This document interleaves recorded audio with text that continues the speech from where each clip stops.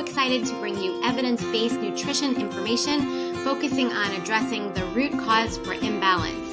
Food has the power to help you achieve lifelong optimal health without the side effects of prescription medication. Subscribe on Apple Podcasts, Spotify, or any other podcast platform. I am Stacy Seslowsky, functional nutrition registered dietitian.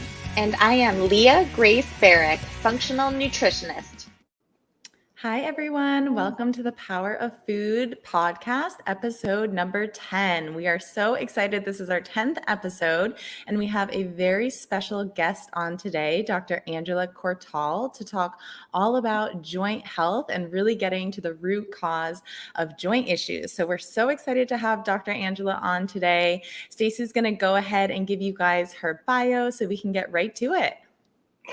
Dr. Angela Cortal is a naturopathic physician based in Oregon and a best-selling author of Younger Joints Today. She is passionate about reversing degenerative joint disease by addressing the root causes. She loves partnering with her patients to optimize their health, happiness, strength, and well-being.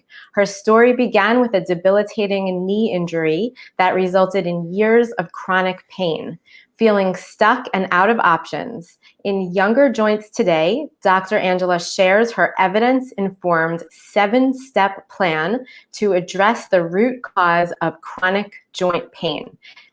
This exact framework has a proven track record of years of clinical practice, as well as being used to reverse her own chronic joint pain. In addition to her clinical practice, she is a sought-after teacher focusing on addressing joint pain, instructs advanced injection skill courses for physicians, and lectures to professional audiences on hormones, joint health, and injection therapies. In her spare time, she tends to her rural property with her husband, Zavi, and their 2 rescue dogs, Levi and Frankie. So welcome, Dr. Angela. How are you doing today? I'm doing wonderful, and thank you so much. I'm very excited to be here for your 10th episode. Awesome. Well, we're so excited to have you on, and there's so much we want to cover today.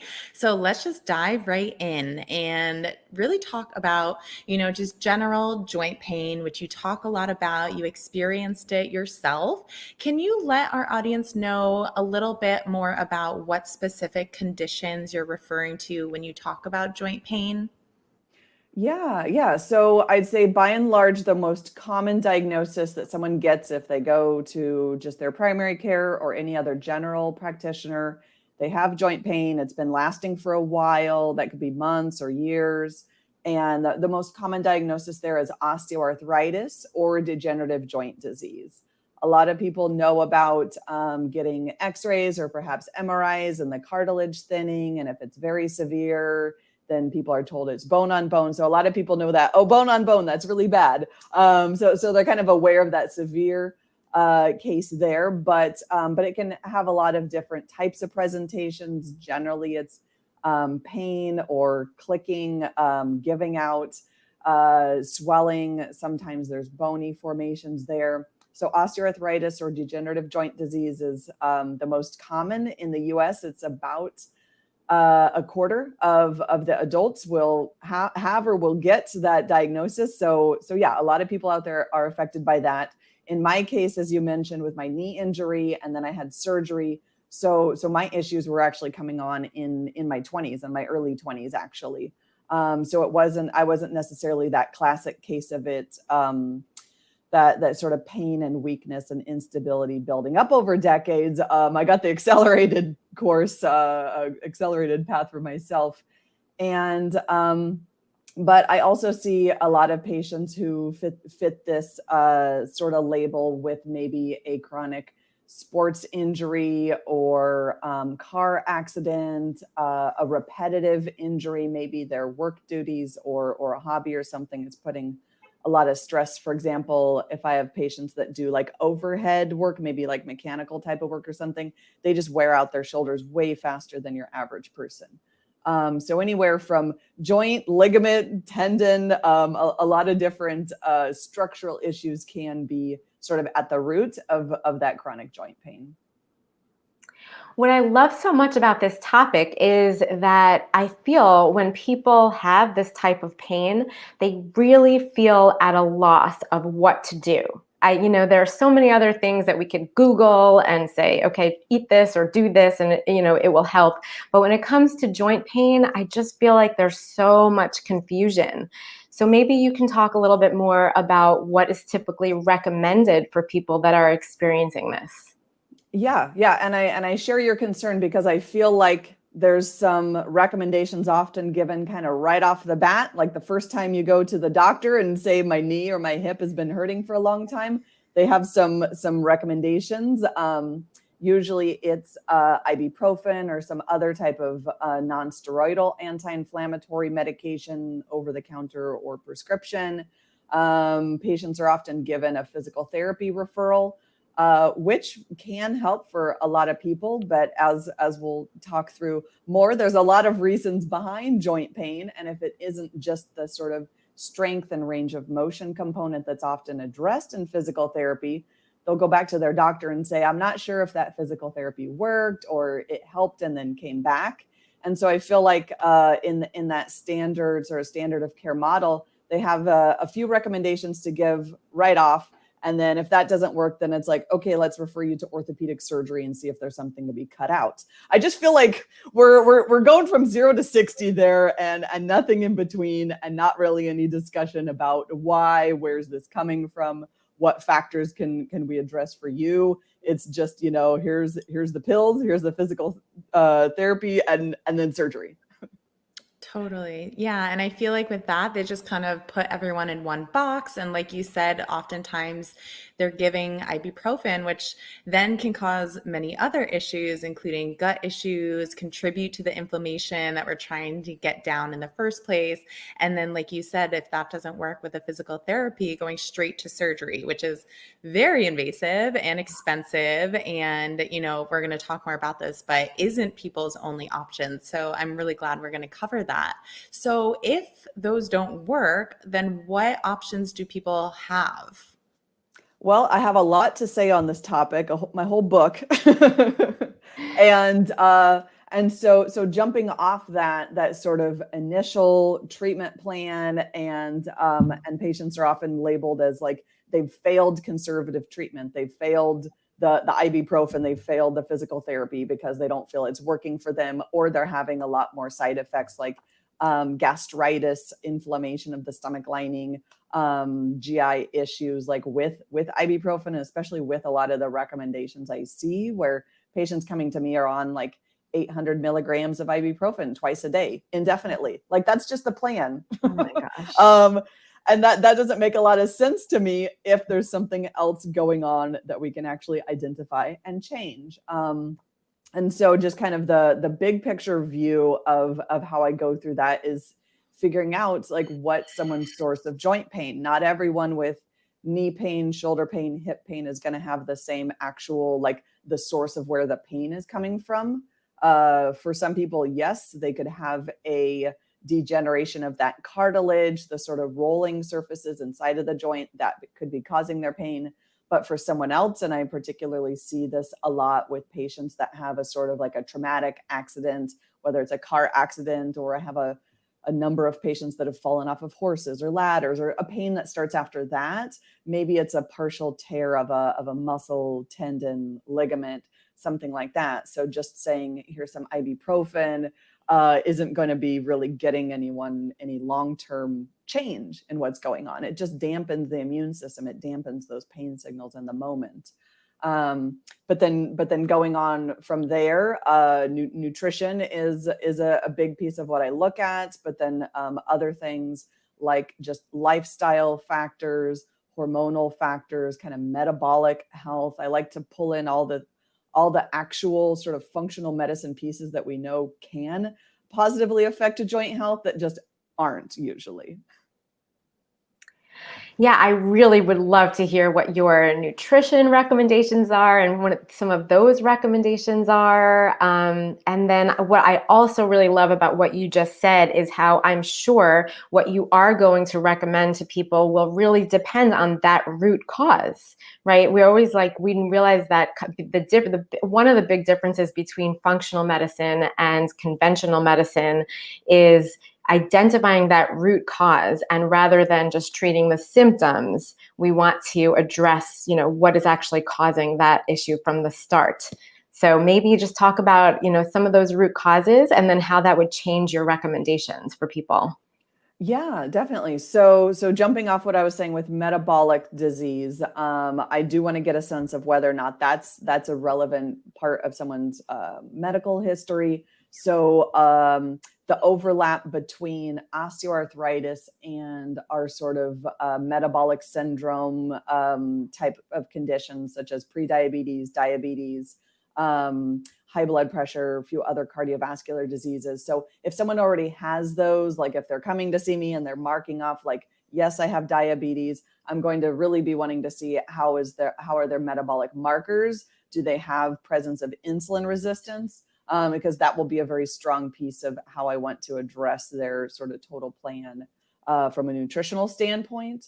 And so in that, it's about adjusting, is there a lot of hidden sources of sugar and simple processed foods? Like, are they aware of the idea of eating whole foods?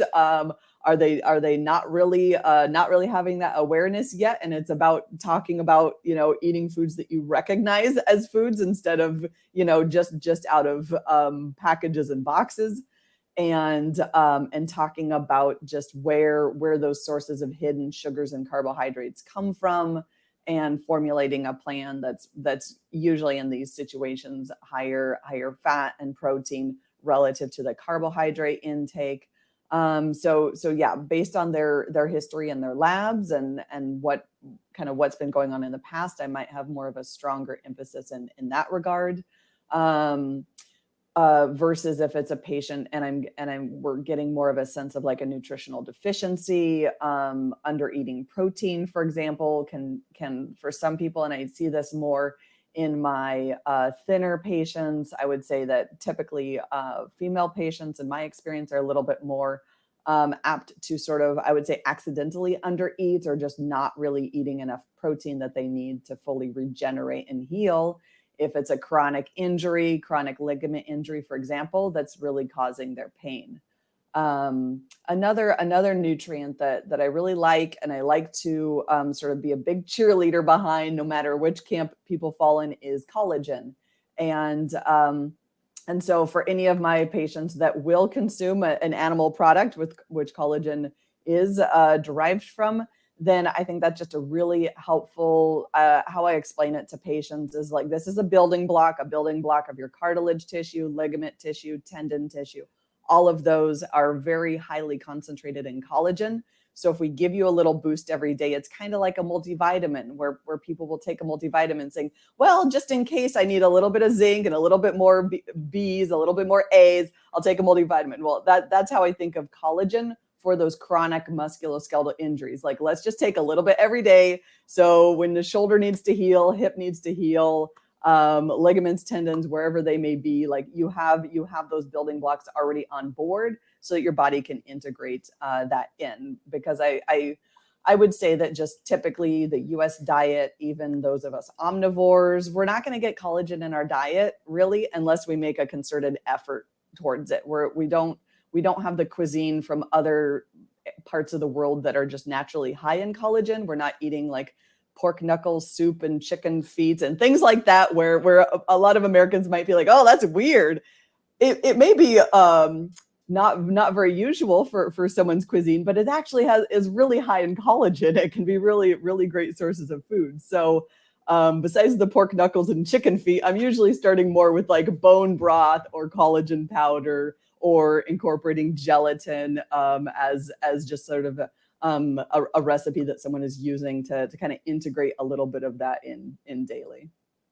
Awesome. I'm so glad you mentioned the collagen. That was actually something that I was going to ask you about. So you covered that beautifully. I love recommending collagen to my clients, even if they don't have joint pain now. I kind of think of it as like a buffer, and it also helps with the GI lining. It helps with everything. So I'm a big fan of collagen as well. And based on the first thing you said about, someone coming to you with metabolic health problems, that's so interesting because I'm sure people who have those problems but don't really think it's a big issue and have joint issues don't really make the connection between the two. So I think that's so amazing that, you're addressing that, and you're addressing that the metabolic issues are playing into the joint issues, and then going and fixing that through diet and other avenues, which I'm sure we'll talk about in a minute. So I know you have a 7-step plan that you outline in your book, and we would love to hear a little bit more about what that entails and what each of the steps is. Yeah. So we talked about a few, and so where I start with step one is just understanding someone's diagnosis and not just the label that they may have been given or that the imaging says, but really sort of listening to someone, doing a really comprehensive physical exam, so that I can figure out what I call in my mind the pain generators, like where is the pain actually coming from. And just with the example of knee pain, for example, I would say, gosh, probably the majority of my patients, where the pain is coming from, where they're feeling it, doesn't actually end up being inside of the joint, it ends up being around the joint. But because we feel like it's in the knee area, we just kind of put it all under the umbrella of knee pain. So I pick up on a lot of chronic ligaments, just injuries, sort of inflammation, and that kind of chronic low-level inflammation being the cause of the pain is actually pretty common. So step one is just what is someone's diagnosis, because that's really going to influence, obviously, or I should say, I think it's obvious, but a lot of times patients aren't really given that great of an exam. Like countless patients of mine haven't even been given a physical exam, and they might actually have been in pain for years, sometimes decades, and we just need to, us providers who focus on this, get our hands on that joint to figure out where the pain is coming from, so that we can go on to the next steps to figure out for each individual person what is the right pieces to be put in. Because this is just sort of the framework of how I think. Not necessarily every patient needs every single one of them, but this is sort of the process that I go through. So knowing your diagnosis, nutrition, that's number 2. So that comes very early on in the game. And just because of the huge impact on insulin regulation and inflammation and all of that, like if we can get that regulated, everything else kind of proceeds a little bit more smoothly. Moving. So is someone moving? Do they have any sort of regular exercise activity?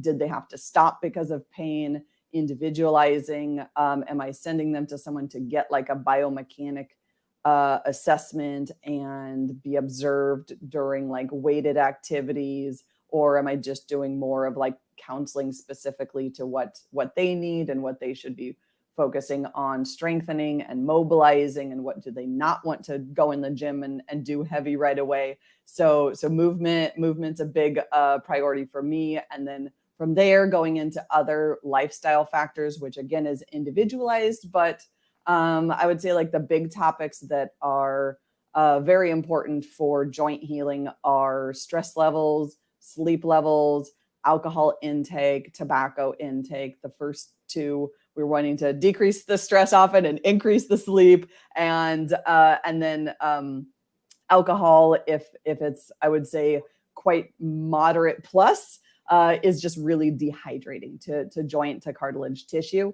So getting a sense of if that's relevant to patients. And then tobacco, I would say most people are aware of, quote unquote, smoking is bad. And they might think of like, oh, it's bad for your lungs. But a lot of just those toxins that they put into those tobacco products do end up in the joint tissue.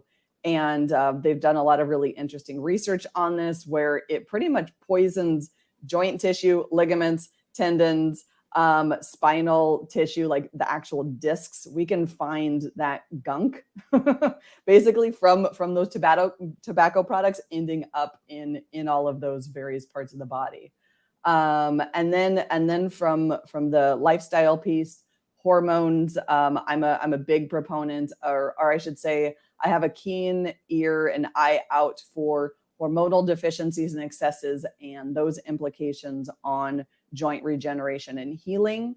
And depending on the age and again, history of patients, progesterone, testosterone, estrogen are some big ones where, particularly if there's just this lingering injury that isn't healing, plus they may say a few other things that they're experiencing that makes me think, okay, that's potentially hormonal. Do we want to do an assessment? Actually check your hormones for that.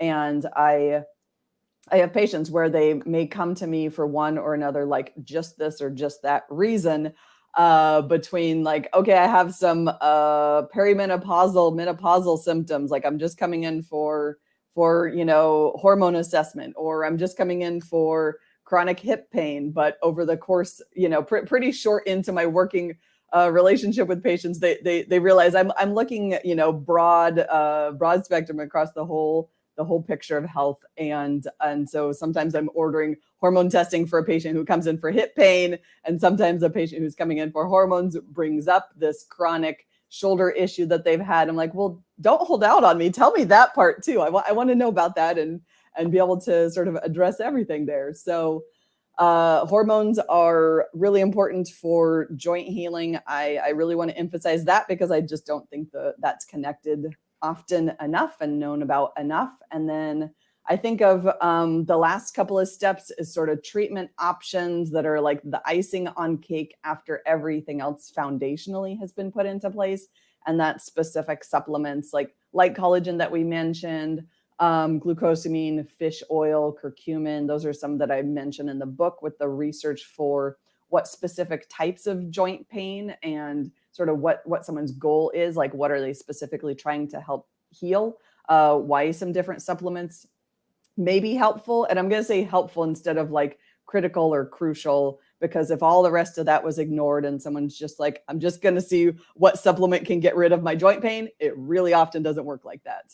And then the very last piece that I talk about in the book and that kind of considers like the last step is consideration of injection therapies, regenerative injection therapies. There's a whole host of them, but prolotherapy, platelet-rich plasma injection, stem cell injections. There's bone marrow, and there's also like amniotic and umbilical injections. And so I just talk about all of that as it relates to joint pain. Again, that can be very powerful, but often needs to be layered in after the whole foundation of health is put into place.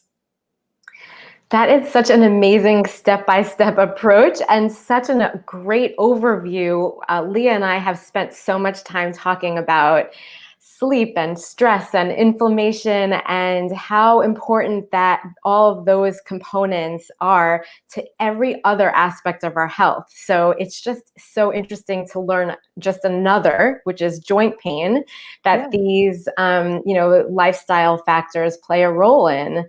And it's so interesting because people will skip over that part of your steps and go straight to taking curcumin, and they'll think that's the answer. But if they don't lay that foundation of really improving their health and lifestyle, then the curcumin likely won't be the only answer. Is that right? Yeah, I see that time and time again. And I very often have patients where maybe we're getting through that and then I start talking about a supplement and they're like, oh, I already tried that. And so I drill them and find out, oh, it's some synthetic form, or it's not very bioavailable, or it was like mixed in with 20 other supplements. So you only got, 5 milligrams, not 500 or something like that. So yeah, this whole supplements and people just on their own picking supplements is often very fraught, and people are just kind of grappling in the dark and not really knowing, trying this, oh, that didn't work, trying that didn't work. But they can, the high quality, high potency ones can be a great tool. But yeah, I really think that you got to get those earlier pieces set, because if there's insulin resistance and inflammation, or we haven't even talked about other things like maybe their gut health is not great, then that supplement is just not going to be absorbed and really used as we would expect the effect to be. Exactly. I was wondering actually if you could explain the connection between things like insulin resistance and joint pain. Like, how is that connected? So I would say there's a very general, like, insulin resistance does promote and upregulate other types of just generalized inflammation. So you can see that in cytokine responses, in adipokines, if those are measured. So I would say there's like a global impact, and then there's also a really specific tie-in, and that is with the insulin resistance. And everyone, how I view it is that everyone has our own sort of like genetic predisposition towards where we might start off insulin resistance versus sensitive wise at birth and earlier in life. And then as the decades go on, by and large, most people out there, especially if they're not really, really focused on it, they'll become a little bit more insulin resistant, over time. And that for many people, it can just be, again, if they're really not paying attention to any of this, a matter of time of if they suddenly become pre-diabetic at the age of, 35 or 65. A lot of that there's a lot of environmental impacts, of course, but also our genes play a role. And so as that insulin resistance is developing, there is a greater and greater production of insulin with those meals to try to deal with the carbs getting broken down into glucose. And so we get the high blood sugar happening after meals in this situation of insulin resistance. And so then the body says, well, we don't want the numbers to get too high. We know that's not good. So as with a meal, let's just say one typical meal, not changing over time, but someone's insulin resistance developing, the blood sugar is going up and up and up over time as that insulin response is sort of lagging and slowing down.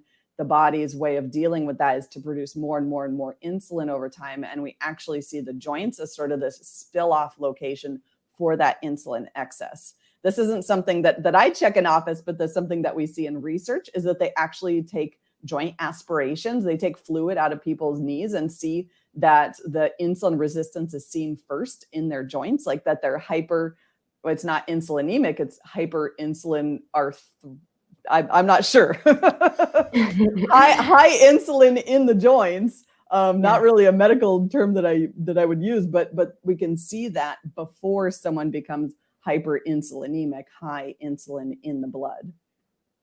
That is so fascinating. I'm so glad you went into that because I didn't know about the insulin accumulating in the joints. That's really, really interesting.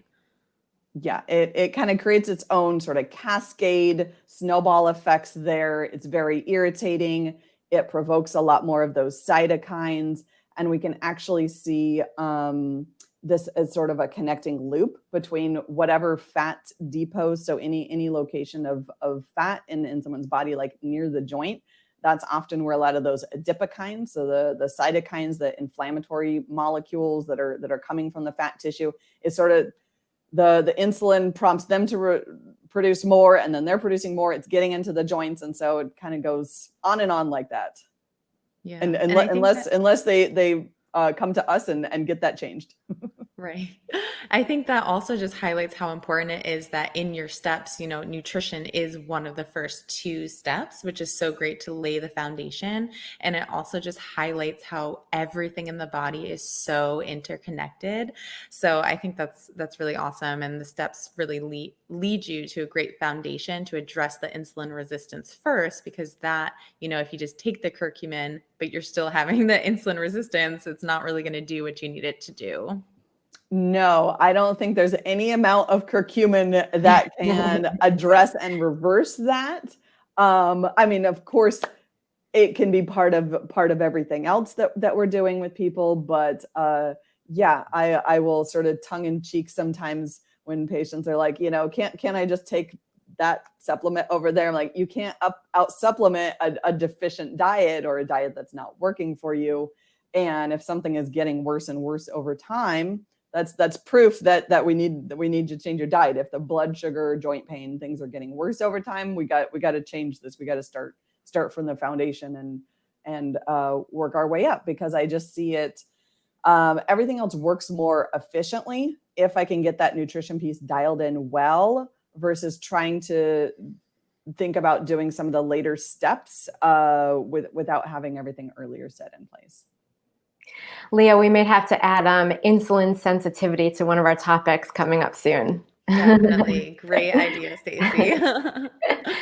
Dr. Angela, will you talk about any additional treatment strategies that maybe you haven't touched on yet? Well, I would say, and I maybe just glanced over this briefly, but circling around to the third step, which is sort of movement, exercise, I as much as possible try to be a very, very big cheerleader for my patients for getting them to strengthen. So I start with kind of, what are you doing? What exercise are you doing right now? And if it's walking, yoga, something where it's mobilizing the body, mobilizing their joints, I think that's great. And I don't tell patients to stop that, but I do want to often, for most of my patients, layer in something where it's strengthening, resistance, body weight, or weights if that is appropriate. And the reason for that is severalfold. One is if they do have any sort of hormone deficiency, a lot of the strengthening and building up the muscle strength, muscle fibers, basically well-conditioned muscles, do optimize our own hormone response and balancing. So I think of it as like a really nice general foundational piece for good hormone health. And another, going back to sort of the metabolic and insulin conversation, is that if someone's building up their strength, they're building up their muscle, their muscle fibers, like on a anatomic microscopic basis, then they're also going to be increasing their insulin receptors. And that's going to be a very, very strong, impactful piece of improving their insulin regulation. And lastly is that if I can get them to build up strength, then they are going to be distributing the load through the muscles and not just jamming straight through the joints. And so that helps joint health, that helps ligament health. So I'm a big strengthening enthusiast. You talked about hormones a couple of times. I'm curious, is there a connection between menopause and joint health? Yes. Yep. Big connection. And where we see that is, so I guess I'll start off by saying, with osteoarthritis, degenerative joint disease, like, yes, we see increased incidence of that through the decades, people getting a diagnosis at 50, 60, 70, 80 on up. However, specifically through like that menopausal transition year, and for the next about 5 years, we really see a spike in women getting a diagnosis of degenerative joint disease in the knees, in the hips, and also degenerative disc disease in the spine. So we see a lot of that jump up, and it is inversely correlated to the estrogen levels. So estrogen declines, and a lot of those degenerative processes, estrogen goes down, and those go up. So we see that like very, very close association there. I can definitely see that sometimes in patients that are younger, that are older than that. But yeah, I definitely have a keen eye for my patients going through that, for us to do what we need to do to optimize that, to test their hormones if we need to check and see what those levels are, just because of that known association there, that it's not just age. As the years go by, it's the slow and steady. For women, it's not. For men, yeah. But for women, it's not. It's that, yes, there's a slow and steady incidence over time. And then through menopause, it's this really sharp jump in some of these, basically the muscles, ligaments, tendons, suddenly not getting that estrogen circulating to the degree that it was previously. And that really shifts our sort of, I think of it like a teeter-totter of degeneration and regeneration. So without that estrogen there, more of that degeneration is happening and not getting balanced out by by the regeneration processes. I know this is a huge topic, but may I ask what your feelings are about hormone replacement therapy? I Sure. was just going to ask the same. So I think it should and always be like a big topic and a long conversation. I don't have I'm not like on either extreme. So I definitely see that there's providers out there that are extremely cautious and think that basically hormones should never be used. I don't necessarily know that anyone and everyone needs it just because they may need it at one point. I tend to think a little bit more pragmatically and practically, where for some people it can be a good option. Again, if it's layered on top of a really smart plan that includes nutrition, that includes movement, that includes all these other things, then I can, and I do for some patients use hormone replacement therapy at we can get away with smaller doses and they're doing really well. And it doesn't have to be this big, high walloping dose that has often been used historically, because their body is working really well and is very sensitive to the signal of the hormones. So I think of what I see as the negative research on hormone replacement therapy is I see a couple of really big errors, and I don't know, and I think maybe part of it was ego, but using big high doses of synthetic forms of estrogen, and the biggest thing I see for any of those negative research outcomes is they really just weren't checking in with the women. They're like, here's your hormones. Okay, you're not complaining about hot flashes anymore. Have a good life. And just giving them that high dose of hormones indefinitely and never checking up. And I just don't think that's good medicine. I mean, anything I'm doing with patients, I'm wanting to see, is this working for you and how is it going? And if it's something where we do have to monitor labs to do that.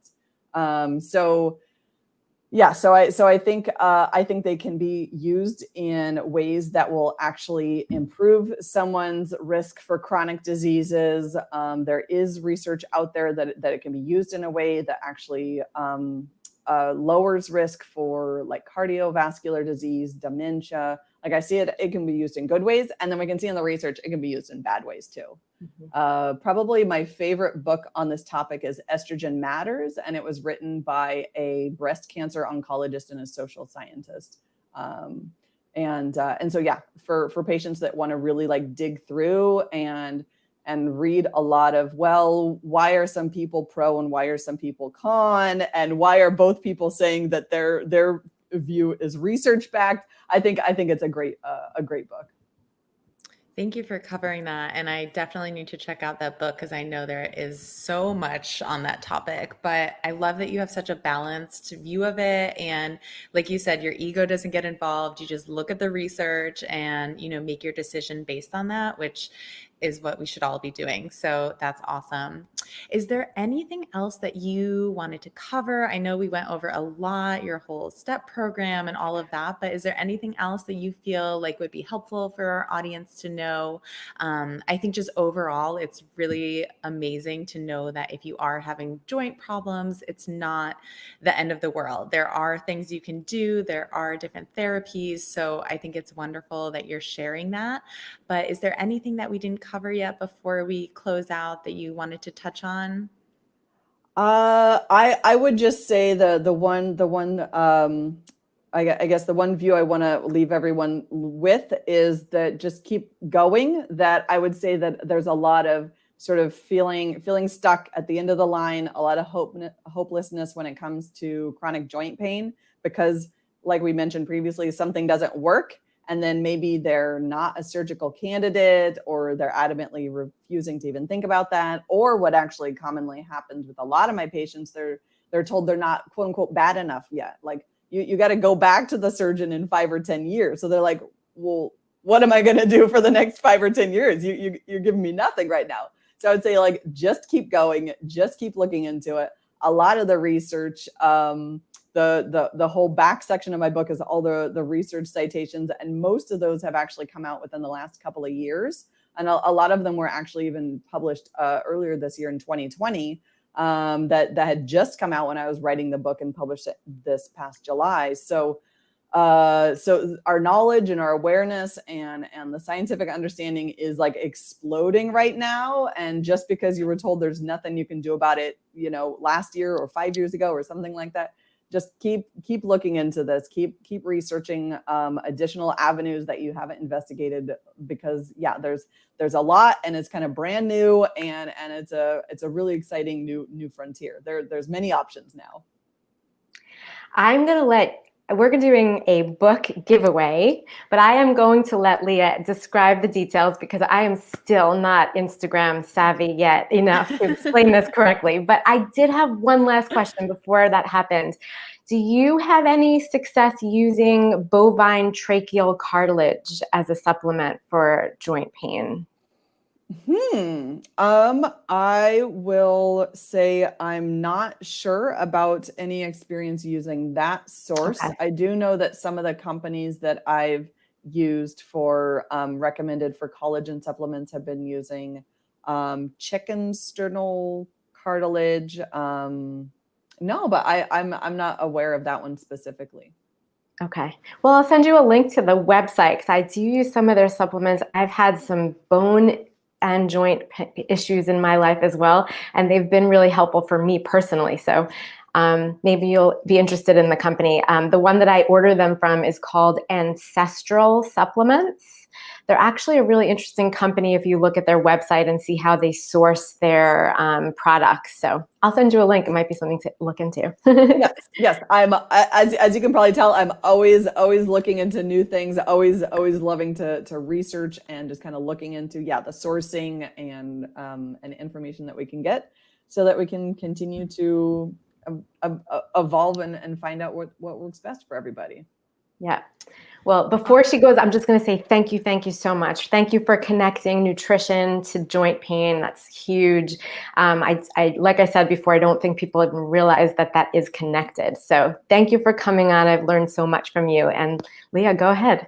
Yeah, thank you so much, Dr. Angela. And Dr. Angela has also been so kind to offer a signed giveaway of her book, Younger Joints Today, in conjunction with this podcast appearance. So we will be doing that giveaway on Instagram. And in order to enter, you just need to follow the Power of Food podcast and Dr. Angela Cortal on Instagram.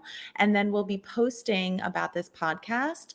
Like and comment on the posting, and that will enter you into the giveaway for a chance to win that book. So hope you all enter. It'll be chosen at random, so you have a decent chance at getting it.